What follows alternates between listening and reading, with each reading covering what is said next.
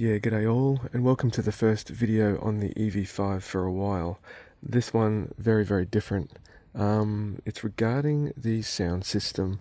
So, as you probably know, the EV5 GT-Line, which this is, has the Harman Kardon sound system, which includes a small subwoofer mounted in the rear quarter on the driver's side on the Australian model, probably the Chinese model as well.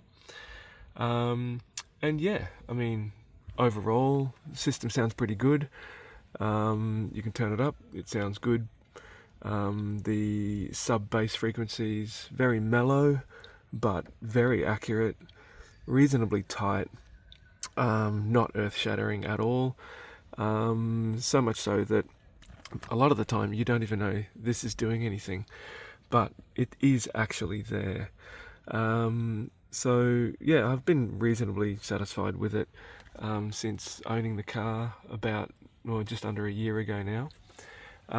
But I thought, well, might look into adding some more bass. Not windscreen shattering, chassis twisting bass from a huge box in the back. So a bit of a backstory on this. I was supposed to install a subwoofer as I used to do in many friends' cars. We're talking 25-30 years ago. I was supposed to install a subwoofer in my wife's car about 20 plus years ago, and it was a birthday present, and for some reason I just couldn't get around to it. So it never happened, and then we sold cars and moved on. You'll have to excuse the planes. I think we are currently in a flight path. I think they've just changed it. Here comes one now. Anyway, so that's a bit of the backstory. The other part of that story is it's a very special birthday for my wife coming up, and I thought, well, as a bit of a joke and as a part gift, I might just get around to installing a subwoofer in the Kia EV5. So partly for me, partly for her, and partly for a bit of fun. So anyway, had a look into it, and I thought, well, if they've got the infotainment system up the front has the crossover for the subwoofer built in, I was assuming that this subwoofer was just passive. So all the smarts, the crossover, the amp and everything was up the front, and this is just basically a speaker in a box. And as it turns out, that is the case. So I thought, well, the easiest thing to do would be just to tap off the wire or wires feeding the speaker in here and send it to a subwoofer and turn the crossover on the extra subwoofer all the way up, because it doesn't need to do anything. Hopefully it's already crossed over, and go from there. So then I thought, yep, that's fine. I haven't looked into that or anything at that stage. So then I thought, well, what kind of subwoofer? Now, I have installed quite a few under-seat subwoofers in my time. They were only just coming out as an option 20-25 years ago. And yeah, they sound fine. Again, not earth-shattering, not glass-cracking, not chassis-twisting bass, but just enough to sort of emphasize those lower frequencies when needed. And then, of course, because they were under a seat, you would feel them straight through your butt. So that's exactly the kind of bass you want. So I started looking around, and I found the little Alpine PWE-M770. So this little fella, not bad. Alpine being Alpine, I mean, it's all made in China now anyway, but obviously has to be of a reasonable quality. I mean, that's the size of my hand. So this sub is pretty small, and I thought, okay. So I started having a look around, and it was about Easter time, and there were a few retailers having a sale. So I thought, okay, this is interesting. I wonder what the equivalents are. So I started having a look, and then I realized this one has the perfect dimensions to fit in this second, what would you call it, boot bucket under this panel. So I thought, okay, well, that's ideal because we don't actually use the space under here. The reason they've put the buckets in, the clever people at Kia, is because they wanted to keep this boot flat with the ridge here. So they basically just filled up underneath with plastic buckets, which is kind of handy because they're good for storage and bits and pieces like that. But I thought, well, that's actually the ideal spot for a sub. So I started looking further into it and realizing that most of these underseat subs are 75 to 80 mil high maximum. Any higher, and of course they'd be fouling up the workings under the bucket seats. So that was fine because the space in these buckets under this cover are around about 125 deep.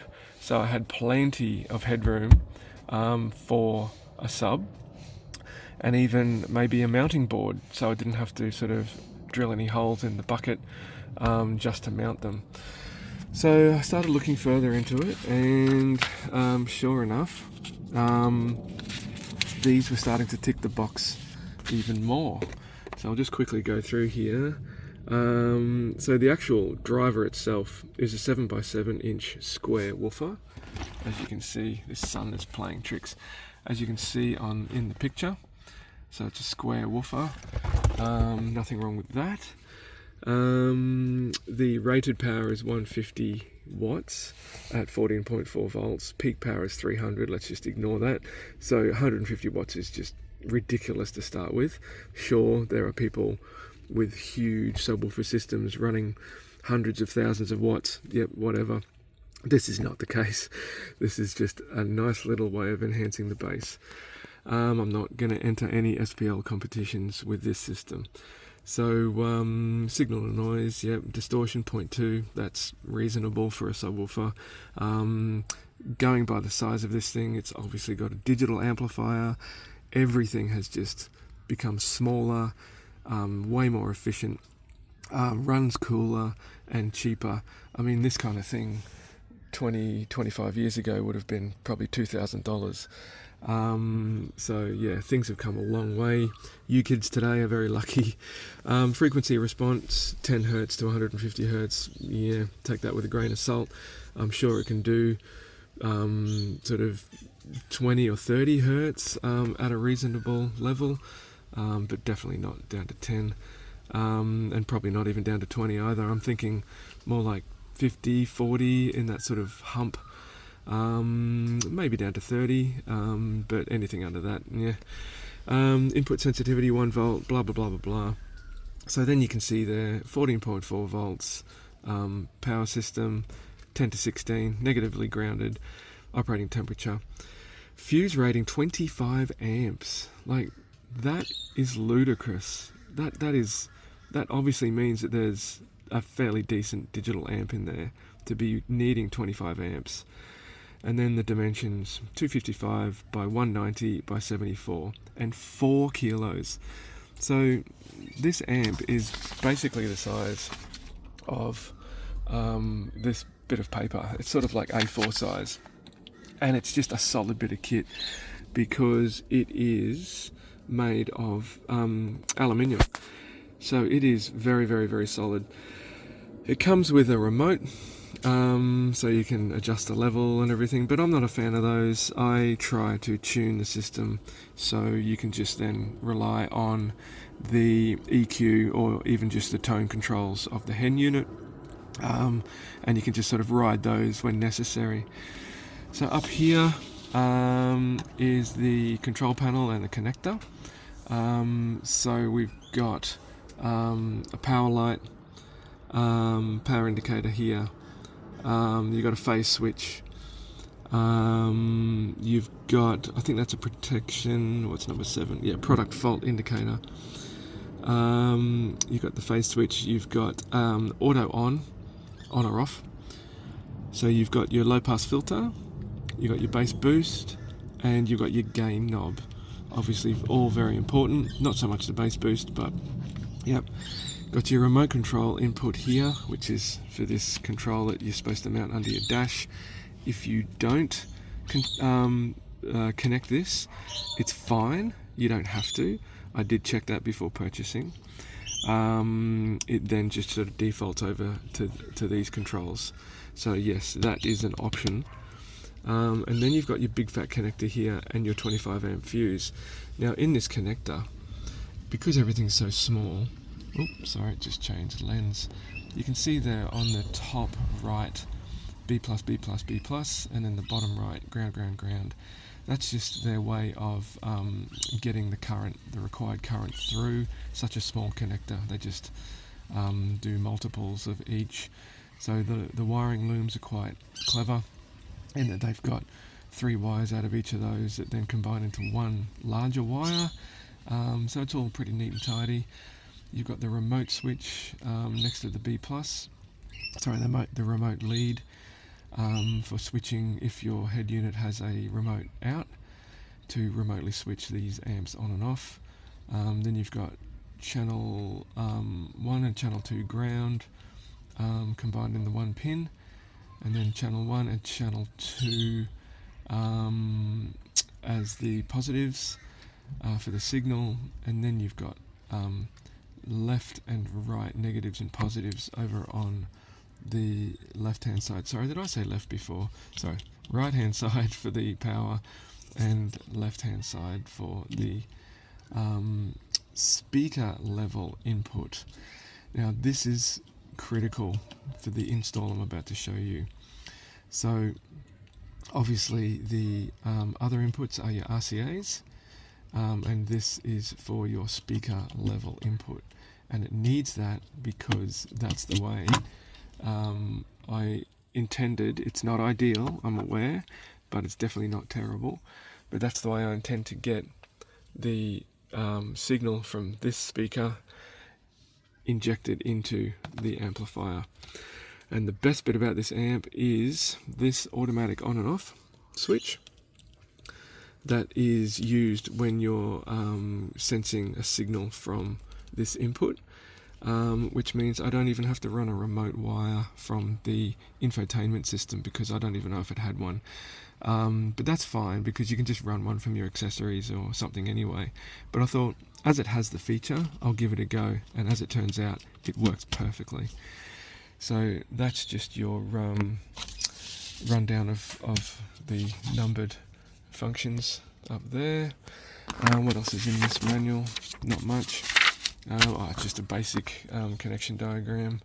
So that's your RCA input, and this is how you do it through the speaker level, high level connection.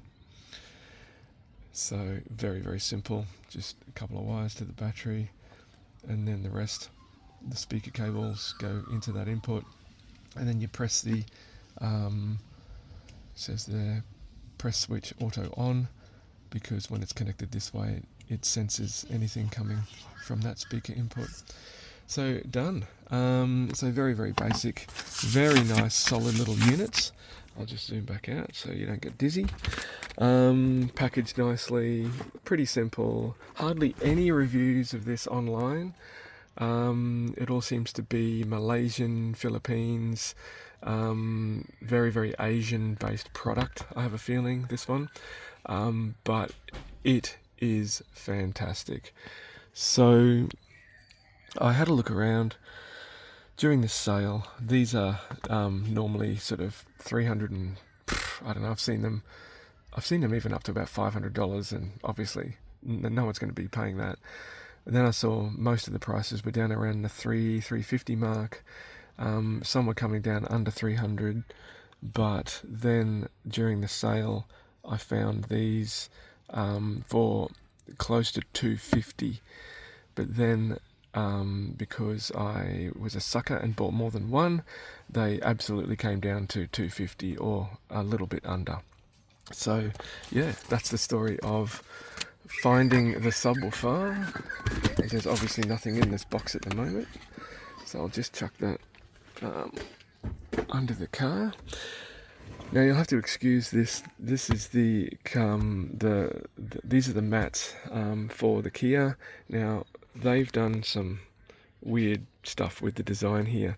There's a lip on this one, which is fine because I've got it configured so I've got easy access to the little tray that the GT-Line offers. So the tray pops up, sits in there, acts like a little table. That's all good. But you'll notice that this mat sits under this lip. So if you want to remove this mat or pull this lid out, you've got to sort of battle and get this thing up. So yeah, I'll just remove that because we don't need it for this next bit.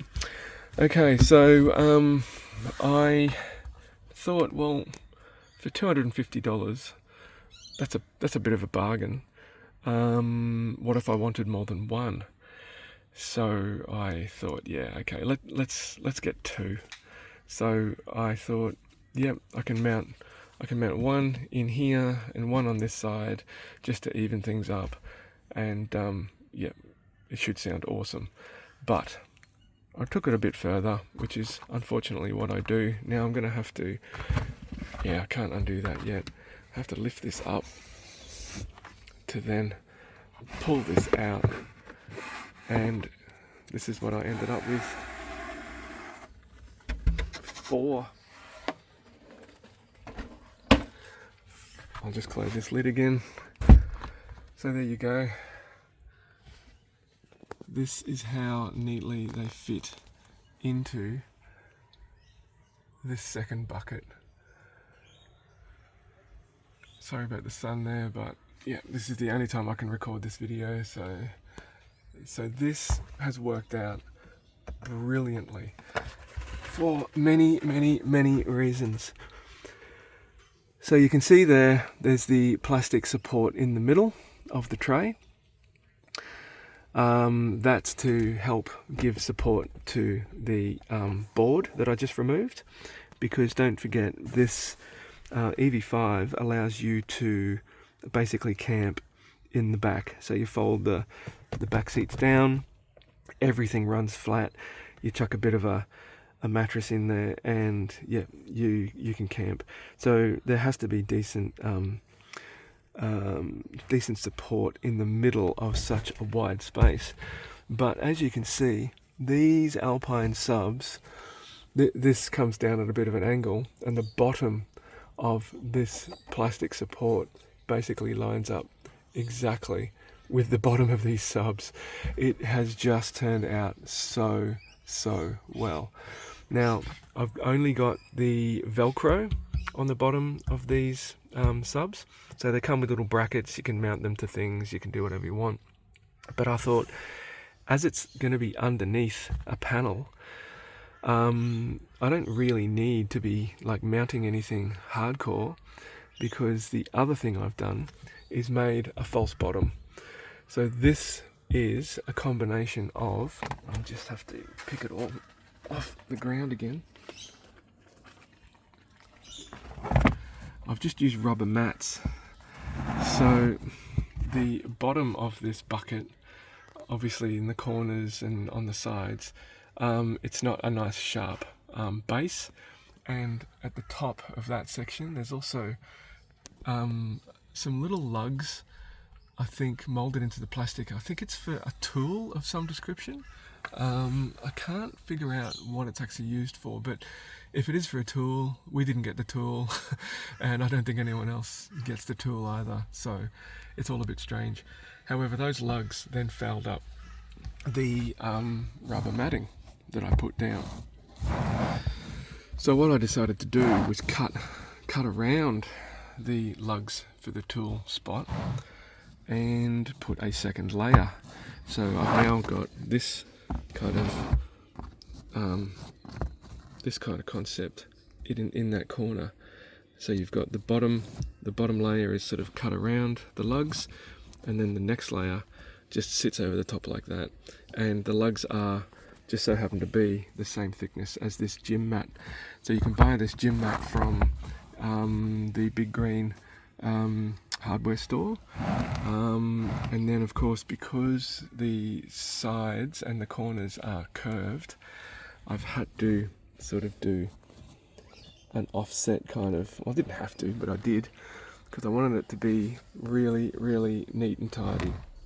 So I've basically done this kind of system where I've layered the top a little bit wider over the bottom, and this was all determined by just simple tape measure. You just measure the bottom, get that layer right, and then you measure the next layer and you make it a little bit bigger where it needs to be, and then you round the corners and it all just fits so well. And then I thought, well, I can't really have the amps just sitting on, like, this is really nice stuff. It's really firm, it's really supportive. But I thought, nah, I need something solid to go on top of this. So this is already 20 mil, but again, we've got heaps of depth in this bucket. And I then put 9 mil of marine ply that I've cut around, and I've made the shape perfect. And again, it's offset even further, so we've got kind of 3 layers happening. And then I just covered the ply with a bit of just generic cheap sort of carpet. It doesn't have to be rubber backed, this is what I had lying around, but this pile was perfect for the Velcro to stick to. And these things are just absolutely rock solid. You can't move them around at all, which made life interesting when I was trying to tune the system. Anyway, so see, you'll notice that these have turned on, and it's because I think the car, yeah, I'm looking up at the dash and I think the car is active. So I'll get into that in a bit. But yeah, so that's how I've mounted them. So triple layer, 2 layers of foam, and then a layer of ply, carpeted and all glued together. And then it just drops into this bucket and it sits super nice and tightly. It's just, yeah, a really, really, really nice install. And then these just Velcro to that. Now, cabling. I'll just get onto that now. I don't know how I'm going to do this with one hand, but bear with me, because to get access to the outsides of this bucket, or to get this bucket out, which is just 4 simple 10 mil bolts into the floor and the bucket comes out. But before you do that, you got to get this one out. So let me just see if I can do it with one hand. And whatever you do in the Kia EV5, be super, super careful, because this plastic scratches just by looking at it. It is shockingly fragile type plastic. I actually think that big scratch is from doing what I'm about to do. So what you got to kind of do, there's a 10 mil and a 10 mil and a 10 mil all the way down there and a 10 mil all the way down there. These are just little covers that pop off. And then once they're off, you get your hand around the side, and or probably at the front, because I think there's clips along here. Yep, there's a clip. Okay, so that's that side. Actually sounds like it's clipped back in. There we go. So let's just see if I can, yeah, this might be too hard. Oh no, here we go. You just kind of got to get it out and up, and then, yeah, here we go. Alright. Oh, maybe not. Okay, what's going on here?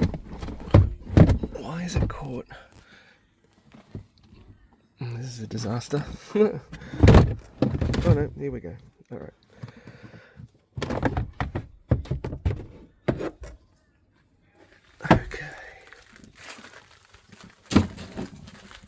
Okay, so that's that. So this is all that's in the floor. Just got the pegs here for those 10 mil nuts. Reasonably clean under here. It's still a fairly new car, of course. Oh yeah, that's what I've just done. I've just stuffed up that plastic, but you can't see that anyway. So just be very, very careful. You guys will be using 2 hands anyway, so that's good.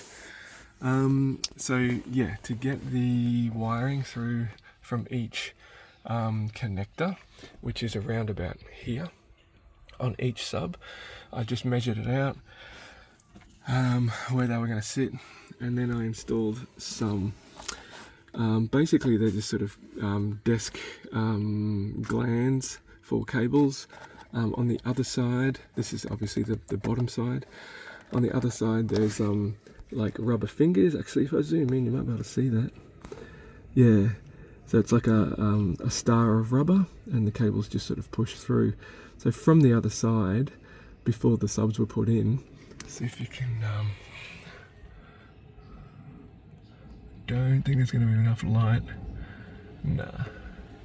Anyway, it actually looked super neat and tidy. You didn't even know they were there, especially the fact that they're on this back side, not just screwed, drilled straight through the front.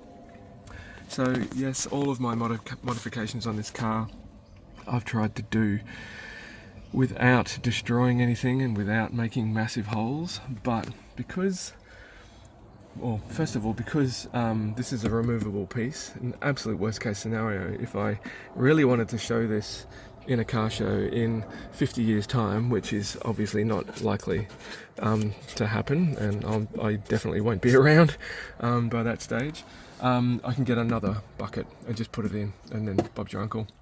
But to be honest, these things installed so neatly on the front that you don't even know they're there. This is just black hot glue. I use that for lots of other projects, and it held them in beautifully. So I think that the hole saw I used for these holes is about, I think it's about 50 mil, and these things just slid straight in, and then I held it from that side as I was gluing around there. It's a bit messy, but this is just the back side anyway. So there you go. 4. Unbelievable. So I thought that worked out really, really nicely. So with 25 amp fuses, of course, how was I going to power this thing?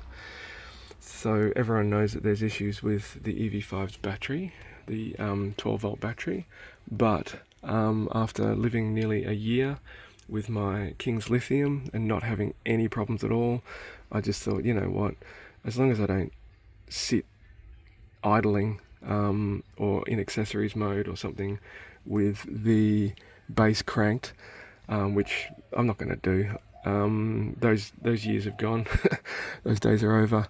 It's going to be fine because the battery will just charge as per normal, and yeah, any extra power that gets taken out of it will get replenished by the natural system in this car. So I'll skip over the audio side for a little bit, and I'll just show you what I've done from a power perspective. So wrapped in this cable wrap fabric stuff to stop things making noise, I have got, sorry about the sun again, I have got 2 power blocks mounted. Yep, more holes. Shock, only small, it's okay, and out of view anyway normally. I've got two power blocks mounted there. I've got a 4 gauge coming into each side, the red one coming straight from the battery via a circuit breaker, and the black one in the distance coming from a convenient chassis bolt nearby. And again, that's 4 gauge, and then out this side is 8 gauge. So those 8 gauges then come into this loom, and as you can see here, I've it's all soldered, it's all heat shrunk a million times, it's just, yeah, rock solid. So yeah, that's the first power tap, and then the second power tap, and the third power tap, and the fourth power tap. So each amplifier has its own dedicated 8 gauge run of both positive and negative, and then you just can't have amplifiers starving, because that is not healthy. Alright, so that's the power. I'll go up to the front of the car in a tick and show you what I've done and how I've done it on the battery. But the audio, now this is all a little bit messy. I haven't loomed this up because I still may want to change one thing, and that is the signal source. So at the moment, this conduit cable basically runs up there, runs back through here, and goes. I've tapped off the dual feed for the voice coil. There's 2 voice coil woofer in here, and I've tapped off that, and I've just brought it straight down. No tricks, no boxes, no converters, no nothing. Just straight down into here. And in fact, just to make absolutely sure that it was a good feed, before I did any of this, I stuck a little woofer here, just connected to that feed from there, and yeah, perfect. It was just replicating what the subwoofer was doing. So yeah, it's definitely crossed over and amplified up under the dash. So anyway, that comes through to here. I've just got it all, it's all safe and secure. It's all soldered and heat shrunk, but I just didn't know if getting the feed from an already crossed over signal from elsewhere to then feed into subwoofers with their own crossovers, I just didn't really know if that was actually going to be a good idea.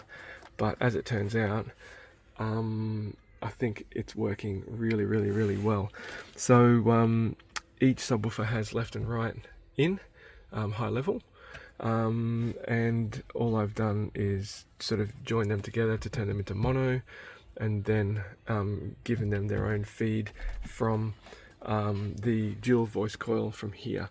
So for no reason at all, because this is mono anyway, I've just put one of the voice coils feeding these 2, and the other voice coil feeding these 2. So nice and simple. And yeah, that is the install. So it has turned out so nicely. The alternative to getting my signal from here, and it's actually what I wanted to do originally, was to get full range feeds from the speakers in the rear doors, and tap off the wiring that's running down the side of the car before it goes into the door. But I really don't like pulling the trims off the doors of this car. I've done it on the driver's side, but it is very, very difficult, and you do end up causing a little bit of damage. Your clips want to stay where they are, things rip out of things, blah blah blah blah blah. It's not terrible, it's all fixable, everything's still new, so it all flexes, but it's just quite a violent process to pull the trim off the doors. So before I got to that stage, I thought, well, I may as well see if extracting this signal worked, and initially I had reservations, but it turns out that I just had these things turned up too high, and I'll get into that in a tick. So to access this, obviously you have to remove this bucket. This trim piece along the back just pulls off, just unclips once this bucket is out, obviously. And there's a screw here. I think there's another screw in here, maybe, can't remember now.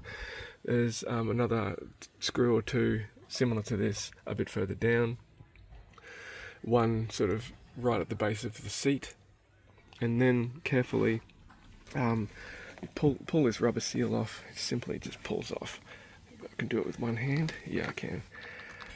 So that seal just comes off, and then you can pull this off. But just be very careful of the black tar sealant they've used. It gets everywhere.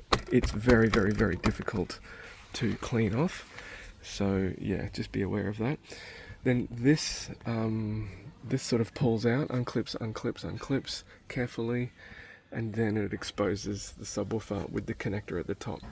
I'll put the details of the colors of that connector. It's just 4 pins, but there's absolute polarity. You have to be very careful of, because you obviously don't want phasing issues. So you want all your speakers to be doing that all at the same time. If half of them are doing that and the other half are doing that, you get phase cancellation, and then you may as well not even have a subwoofer.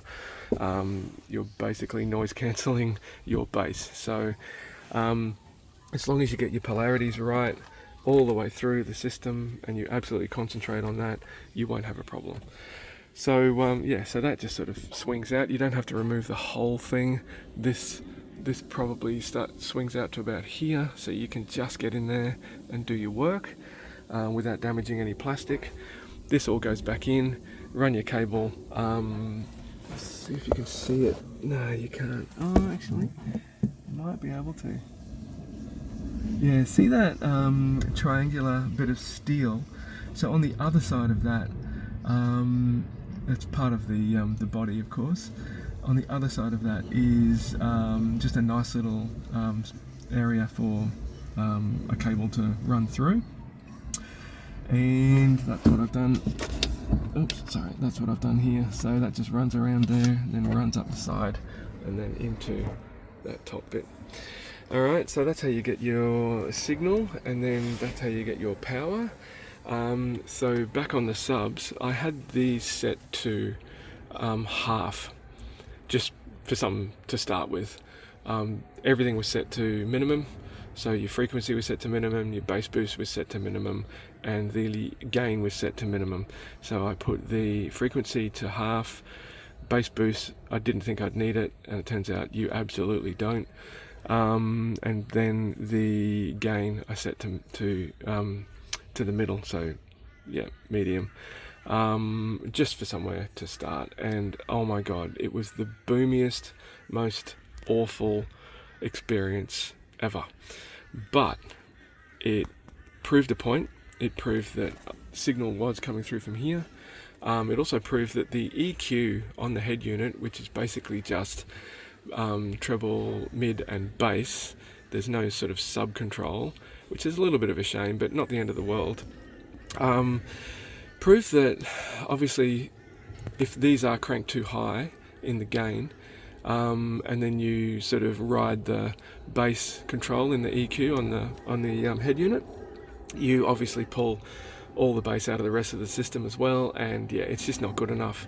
However, I then pulled these down to about a quarter each, and the difference was just unbelievable, absolutely incredible, but it was a little bit too low.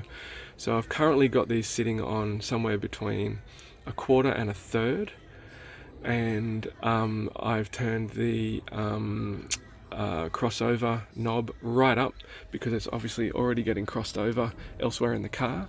So we're already feeding, this signal is already a crossed over signal. I'm guessing it'd be 100, 120 hertz. I haven't measured it, I'm not going to. So the maximum level on the crossover on these is about 150, so that's perfectly fine. I suppose you could, if you're going to do 4 as well, I suppose you could, dedicate 2 subs to anything up to 120, and then the other 2 can be dedicated super low frequencies. But no, just run them all exactly the same, and your mind will be blown. So these things are just, for the size they are, I mean, that's my hand, they are tiny. They are 4 kilos each, so I've got 16 kilos of subwoofer here. They're 150 watts each. They're drawing at absolute maximum 25 amps, which is why I went to town with the cabling, because yeah, you don't want to starve your amps. And yeah, I did the calcs. God, last time I did calcs like this was 1999, I think, before the first time the world was going to end. So 7 inch into the calculator. I've got the equivalent of a single 15-inch subwoofer here. So single 15-inch subwoofer with 4x150 watt amplification. So yep, 15-inch sub running 600 watts. unbelievable. And I know I'm never ever going to use the full power of these things, but my God, it just gives the original system that kick it needs when you need it. So normally we just have the volume down, either low or low to medium, like maximum. But then sometimes, it might just be me. I'm pretty sure it isn't. When a great song comes on, either radio or your playlist or whatever, and you are just in that mood, you just want to crank it. And wow, this is just phenomenal. Just so much better than that. It gives you that sort of like a mini gut punch.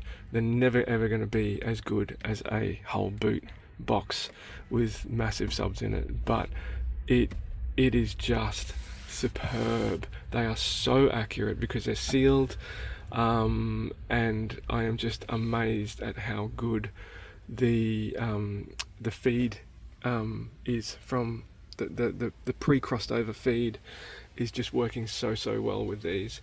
Even better is that I've set them a little bit on the higher side of what I would normally listen to, but then you simply go into the sound and into EQ on the head unit and knock the bass back by like 1 or 2 notches, and then it's fine. It's nicer having it like that because then those times you really want to crank it, you can then just hop into the EQ and bump that up. But to be honest, it's just, the less stuffing around you have to do, the better. But of course, every song's been recorded differently, so sometimes you do have to give it that little bit of a kick. So the next issue I had after getting all of this in was, how are these going to sound completely covered? Because as you can see, there's not much room between the top of the sub and the bottom of where the board goes. So being bass, it of course transmits through anything. Low frequencies transmit through anything. They shake chassis, and they shake. This is going to shake, and the chassis is going to shake, and everything's going to shake. That's exactly what it's for. But sometimes you do need to let them breathe a little bit. So I was thinking, maybe I'm going to need to, I won't show you, but maybe I'm going to need to get a second panel eventually, just to have it spare, and then I'll actually cut out or perforate the original panel in line with each of these drivers, to sort of let them breathe a little bit and make it a bit more effective. There is absolutely no need for that.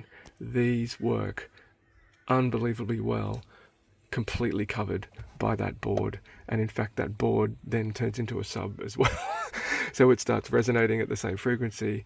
It is just phenomenally good, and as you can see, we've still got space at the top to put umbrella or shopping bag cases or whatever. It has just worked out way better than I had ever expected, and completely invisible, and it still allows you to use the complete boot space without having to unplug a sub box like we used to in the 90s or the 2000s, and pull the sub out whenever you needed to haul luggage or anything. And it's just a pain in the ass. So fantastic use of a space that we just never used before. So sounds great.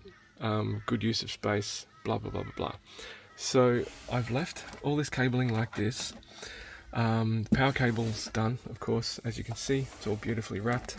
I've left the excess here because it allows you to move the subwoofers out after you've ripped the Velcro up. You can still, bit of slack there, so you can move the sub out and unplug it if you needed to replace it or tune it, because of course all the controls are on this front panel, which is now, you can't access it through here. It's all just sitting here. But once you've got these set, it's basically set and forget. Oh, of course, the fuse is also here. So if you needed to replace the fuse, that's that white thing down there. You'd have to be able to get these out.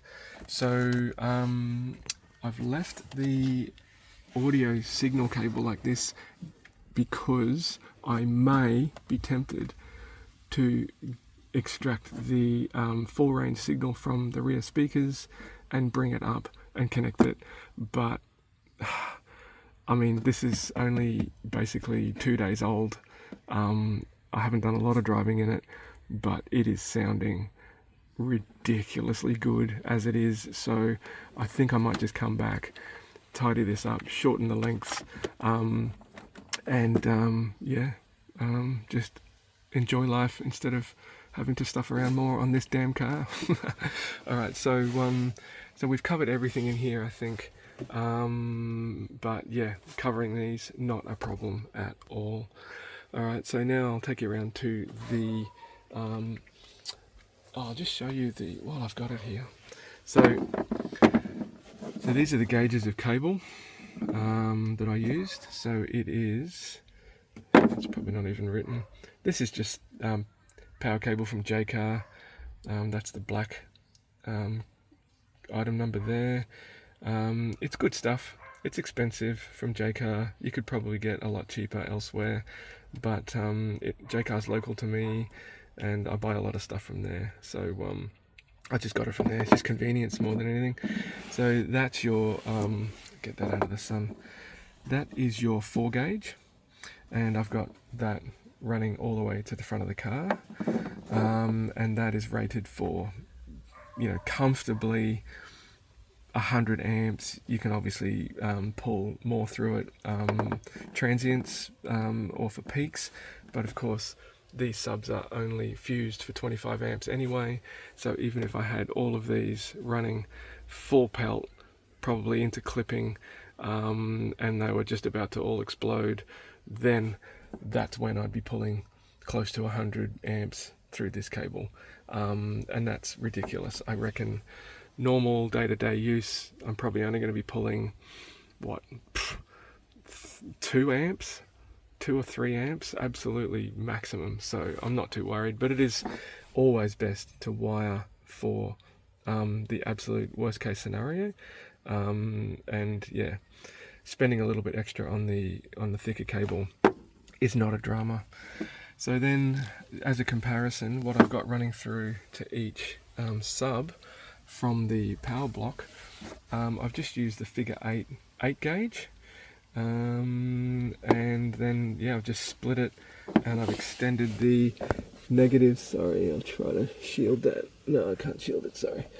The positives are shorter because the positive block is closer to the camera, and then the negative leads are going through to that back block, which is the dedicated negative. So some people might argue, there's a million ways of doing this, alright, so some people might argue that I need fuses here.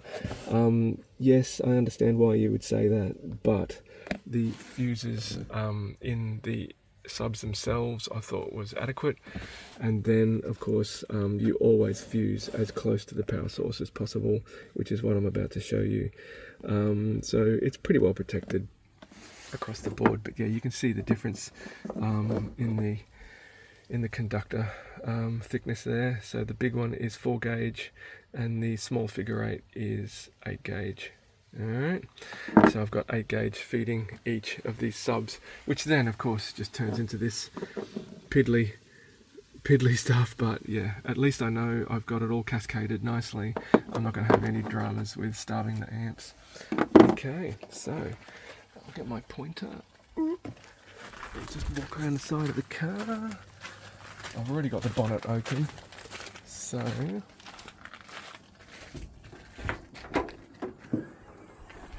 and the cover off. So here is the King's Lithium that everyone's seen a million times with all my other videos, and it has just been a phenomenal, unbelievably good upgrade to this car. That lead acids that come standard in these cars are junk, and yes, it's hit and miss. Some people never have a problem, other people have a problem the day they bring the car home. So yeah, this has just been a godsend. It runs at a really nice voltage, resting voltage of about 13.3, charges up to about 14.8, 9 when it's being charged by the ICCU, and drops to maybe 12.8. So all those voltages are great. The lead acid is just all over the place, and I won't get into that. You can check out my other videos. So running the cable up the side of the car, all the way up the side, unclip all the trim, obviously on the inside of the car, and then I'm not going to go into too much detail, but in the footwell of the passenger side, there's a little clip in the corner, a little cover. Unclip that, feed the cable up, and then you can do it either way, either from this side or that side. And then down in here, with that orange cable, now anything orange in an EV is high voltage, or there's a risk that it's high voltage, so be very, very, very careful. Use your disable circuit if you feel the need, but I wasn't touching any of the actual cable. But what you can do is try to get both hands down in here. So there's a nut here and a nut on the other side. I don't think there's another one at the top. No. So undo those. The plastic cover comes off. There's a metal frame that sort of reinforces all of this. That comes off as well. And you get access to a rubber weather boot that you can very, very, very carefully punch a small hole in, much smaller than the power cable. And then when you fish the power cable through, it obviously expands that hole and keeps a really, really good seal around it. Now, I hate seeing red power cables in my installs. It's one of the things that really irks me. So I've covered this cable up. Let's see if I can show you. Okay, I can't show you, and I haven't actually finished this job properly. Naughty. So all the way down there, sitting on that chassis rail, I'm just trying to point to it, is that, the red cable is just sitting in that split conduit. That's 13mm, the cable's about 10mm, so there's a bit of breathing room in there. So I've fed that all the way behind the main loom. Why isn't this focusing? Yeah, there we go.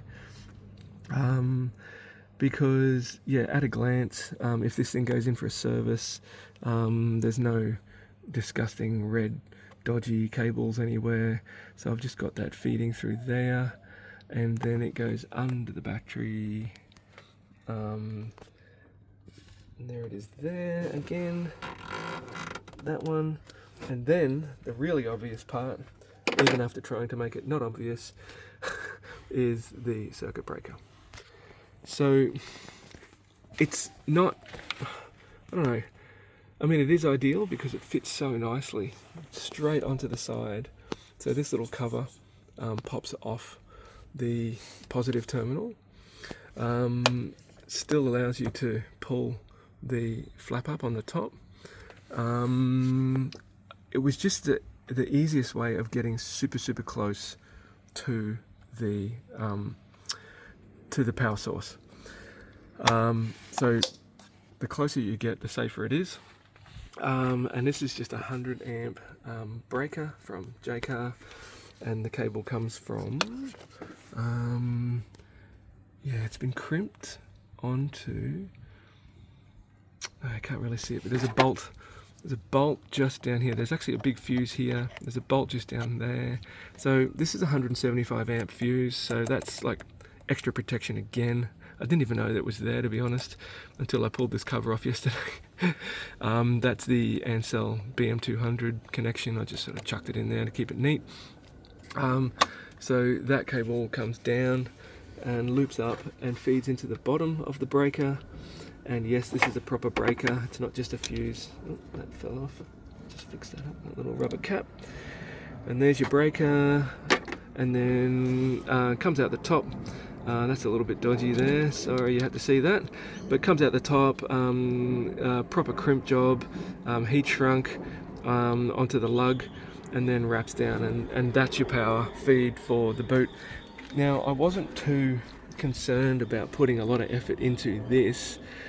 A lot of effort and expense, because if I decided to change my mind or I needed to do something else, I can actually use this feed now to go through a DC-DC charger and maybe charge a battery in the boot.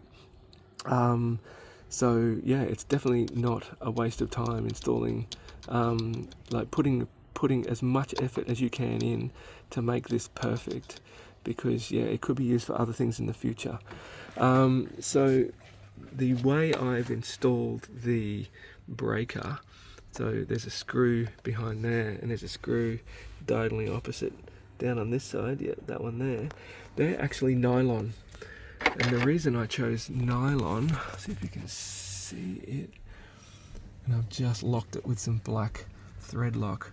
Yeah, so that little glossy thing in the distance, it's not going to focus, is it? No. That is the screw head, and I've done the nuts on this side. I just didn't really feel like mounting a big fat screw head in here right near the live 12 volt bolts for the fuse or anything. Yeah, so I went for nylon, and yeah, they are brilliant. It is so rock solid and tight in there, so yeah. Alright guys, I'm not going to give you a sound demo because that's just pointless, but believe me, this is an awesome upgrade for your standard audio system in the Kia EV5. There they are again. 450 watt 7-inch Alpine subs, getting fed a pre-crossed over signal from the built-in subwoofer, completely invisible, and just, yeah, one of the other best things I've done to this car. Alright guys, hope you enjoyed it. See ya.